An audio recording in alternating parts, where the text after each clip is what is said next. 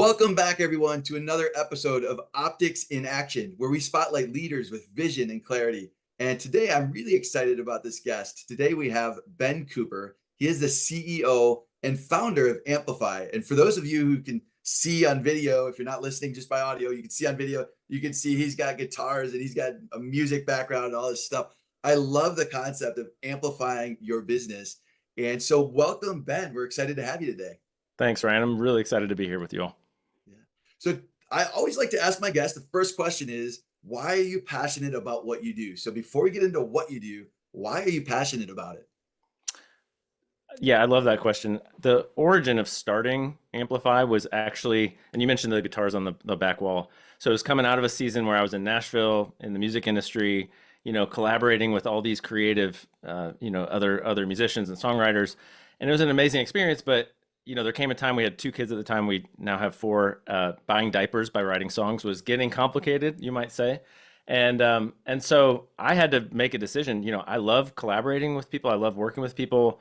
I love problem solving and understanding somebody's vision for what is possible in the future, and then putting the details around that to bridge the gap between what you hope the future looks like and where you are now. And from the music context, which was my background, it was hey, here are all these rough songs. What's the finished album sound like? And so part of the crossroads that I had to face as a business owner, I know a lot of business owners out there listening probably have also been on a journey that hasn't necessarily been a straight line, from point A to point B, but there are some crossroads in between where you have to make some really real decisions. And so one of the things I recognized was I love working with people. I love problem solving. I have a background, working with numbers a little bit. My dad has a history, working with investments and private equity. And so I was familiar with the math side of it. So for anybody out there hearing, what's this songwriter doing talking about profit and loss statements? I have a dual brain, I guess. But went through an MBA program in entrepreneurship, came back, and coming back to the why behind, what we're doing. My role right out of grad school was working with a group of investors and sitting down with business owners who had started a company, had a lot of momentum, but they didn't necessarily have a strong grasp of their numbers. And they had hopes for what the future could look like. The biggest problem I saw was, though, they had seen one too many episodes of Shark Tank. It seemed like, so here they are thinking, this is a silver bullet. I need help. I don't know where to get it. And I think investors have all the answers, and investors play an incredible role in the growth of businesses. But for some of these companies, they really just needed somebody to help give them a plan, come alongside them, look at their profit and loss statement, understand what the future potential might look like.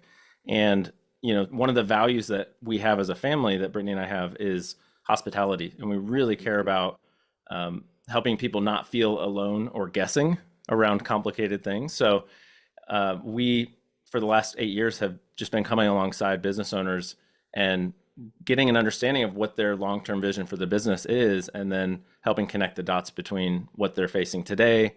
And we almost think of it like a GPS for your business, where we want to think you've got a destination in mind. We want to just help you get there. And so the hospitality piece is really connected to the why there. It pains my heart to hear business owners getting their P&L every month from their bookkeeper going, I don't know how to make sense of this, or know if I'm on track or not on track.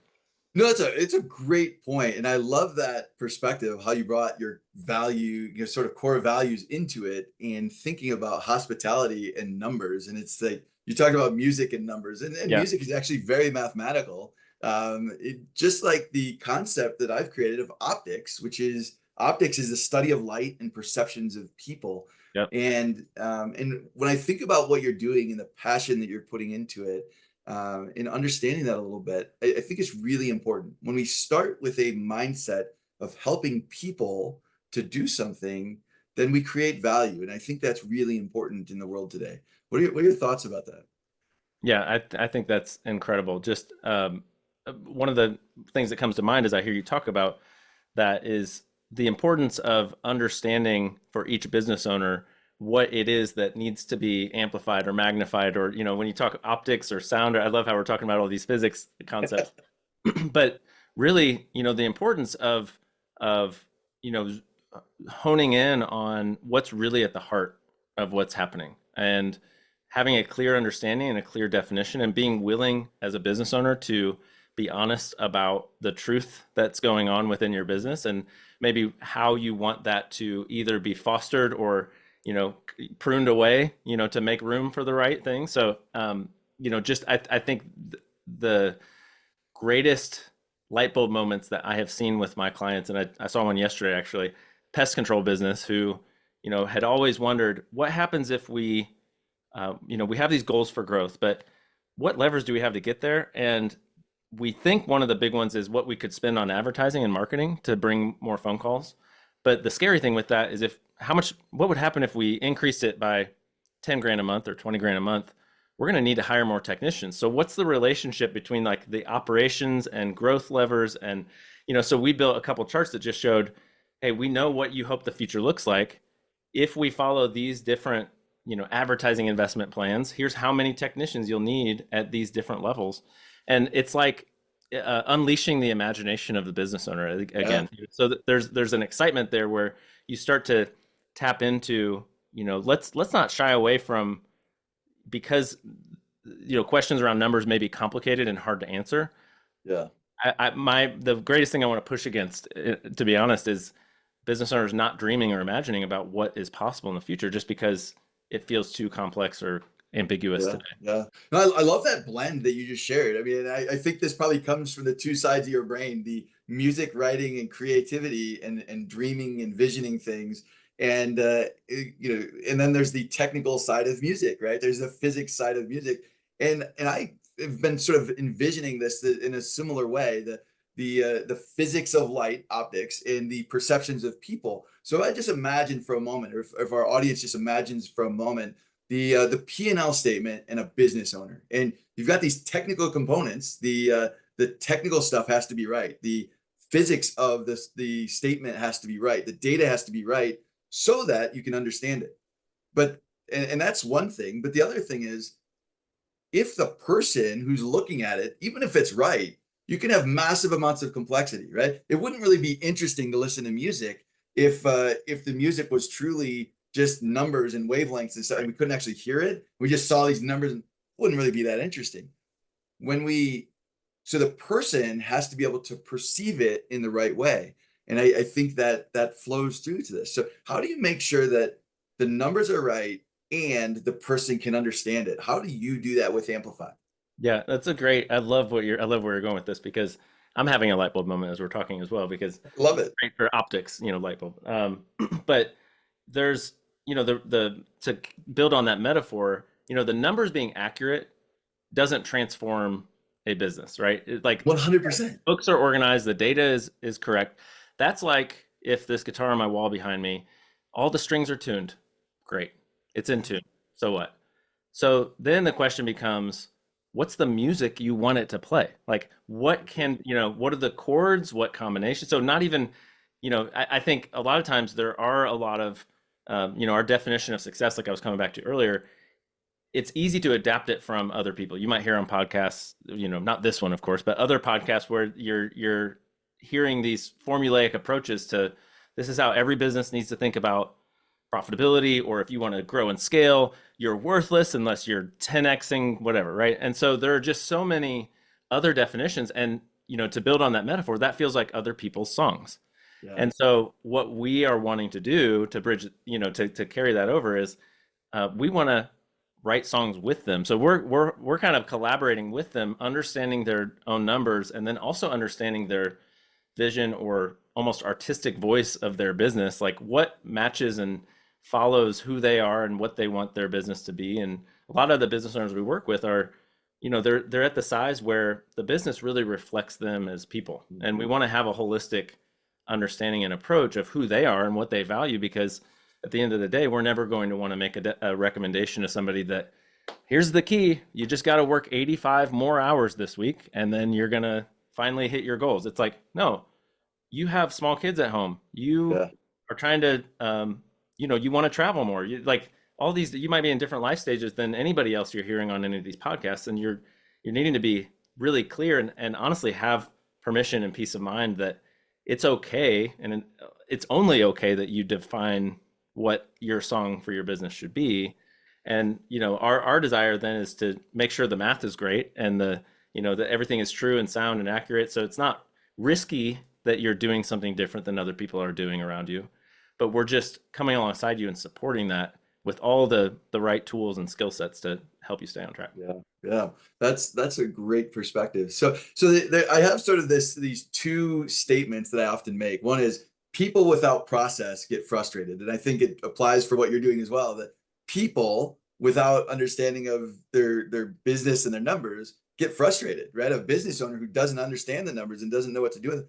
People without process get frustrated, and process without people is wasted. So you shared a little bit earlier about the business owner receives the numbers from their bookkeeper every month, and they're like, okay, now what? Right? So Yeah. they have a perfect process, but the people can't interpret it and can't do anything with it. So do you have a process, or do you have a way of helping business owners to start understanding the numbers better and start really understanding what the P&L is telling them? How do you work with people to actually do that? Yeah, I love that. There's one quick story that comes to mind too. Is another call I was on this week with the business owner, and she said, "I really want to give my team raises. I really want to care for them well as a boss, but my only options right now are to look at my bank account and look at maybe open the P&L file from the bookkeeper and scroll to the bottom and go, okay, we made a little money last month." Yeah. But and that's the people without process approach, where it leads to you have a big heart and then probably big ulcer to go with it, because there's some anxiety around I want to care for everybody well, but I Great. don't want Yeah. to look up in 3 months and go, man, I gave everybody a big raise on a month that was kind of an outlier, and when we had this big cash balance in the bank. And so it's the goal is to be more proactive than that and not live in this reactionary place. So to come back to your question on the process, I mentioned the GPS metaphor. And so we have ultimately what we want to work toward is what we call a map review. And so every 30 days, when the financials are closed out, we have a process that we can go through where we're able to measure, adjust, and predict off of the numbers that are on a P&L. So and it's not rocket science. It just takes some intentionality. And so the first step to do this is basically go line by line through the P&L. In the first month, when we're coming alongside a business owner, in the first month, we really just go through the revenue, direct costs, understand the profitability, look at the overhead expenses, and make decisions about how we expect those numbers to play out into the future. And that gives us something to benchmark against. So that's sort of like, again, on a GPS, it's when you pull up your phone and you start seeing like, oh, here are these, here's the end destination, and then we can sort of see what the journey is going to be like. That also allows us then, because we're building the model from the ground up, we're able to tweak it to better or worse. And like I mentioned earlier in the pest control business, it's, well, what if we spend more on advertising? What if we spend less on advertising? Well, that's going to send revenue and ultimately cash flow and profitability in a better and worse direction. So it's almost like seeing the different routes on the GPS show up. And it's like, do you want to go this way or do you want to go that way?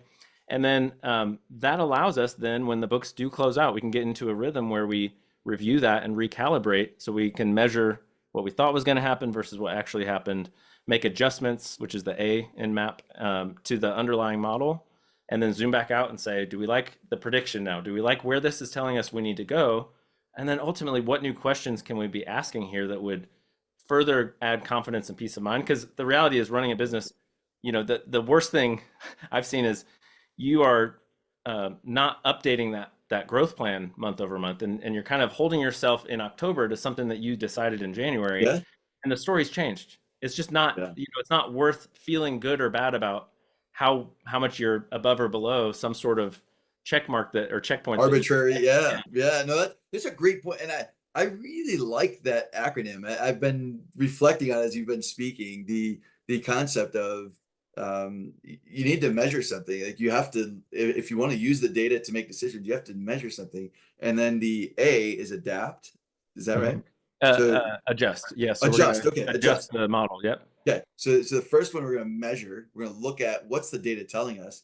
We're going to then adjust, make adjustments based on that data. And which I think you're right. A lot of folks maybe don't make those adjustments on a monthly basis because they don't have the time, or they have excuses or whatever. They don't understand it all.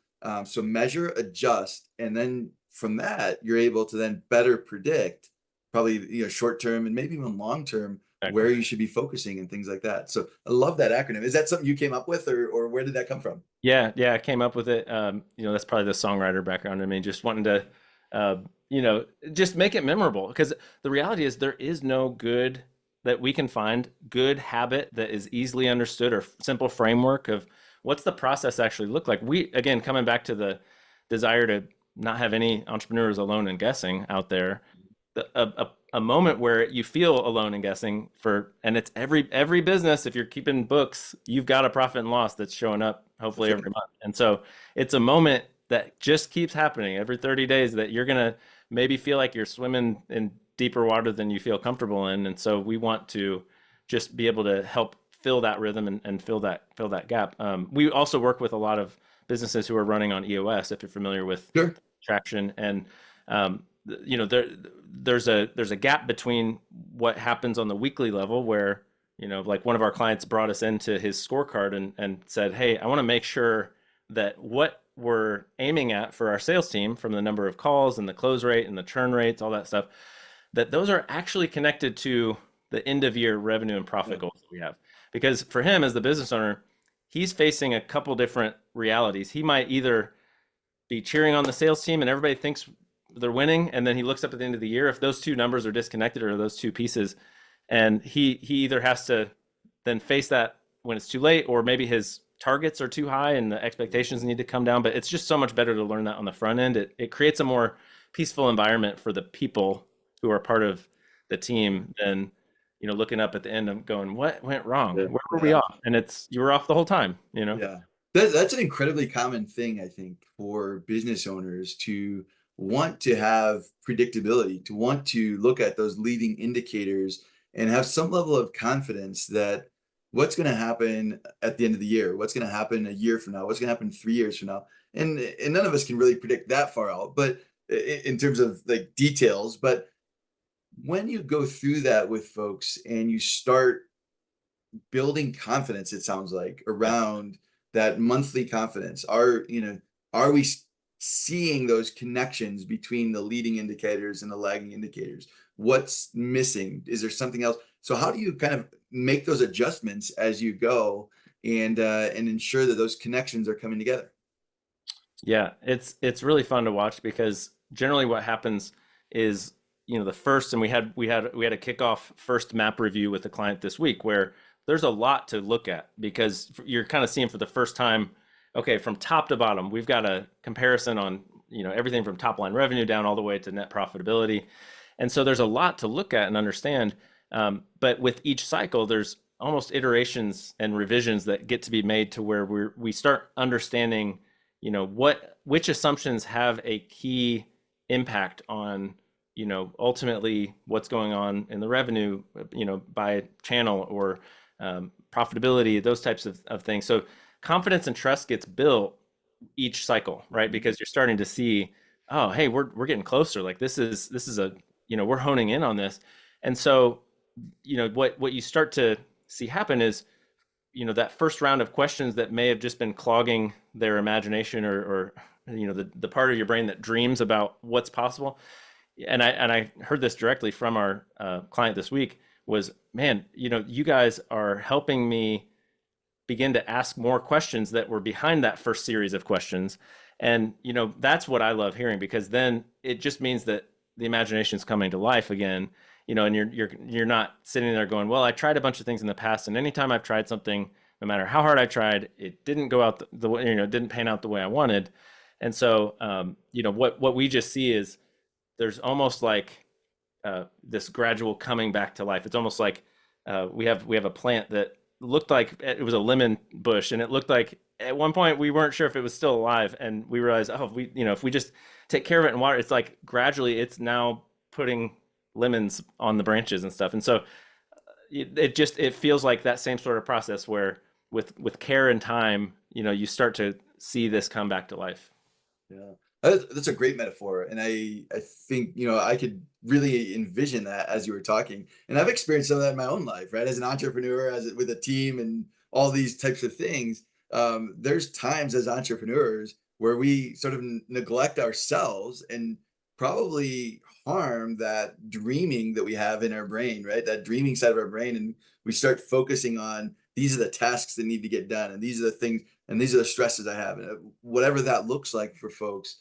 Um, I can just envision a plant sort of. There have been times when I felt it, right? But it's like wilting, and then it's like, wait a minute, I gotta get some things back on track, and you can start bearing fruit again. So I love that metaphor, and I think that'll resonate with people for sure.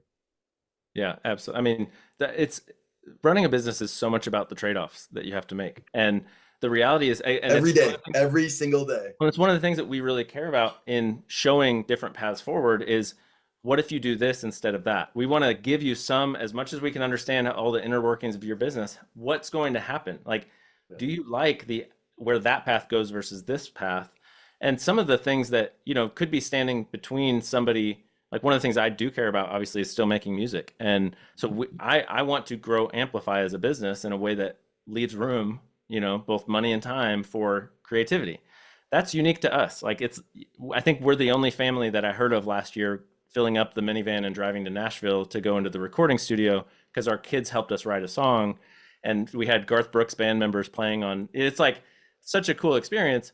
If we were following somebody else's, formula, that wouldn't make any sense, but it's something that we care about, we value as a family, and I'm going to grow my business to make room for those types of things. So all those trade-offs are so important. And, to continue on the plant metaphor, it's, the whole concept of pruning is an idea that I have really been thinking a lot about in the last few years as we've gotten into gardening and have planted some fruit trees.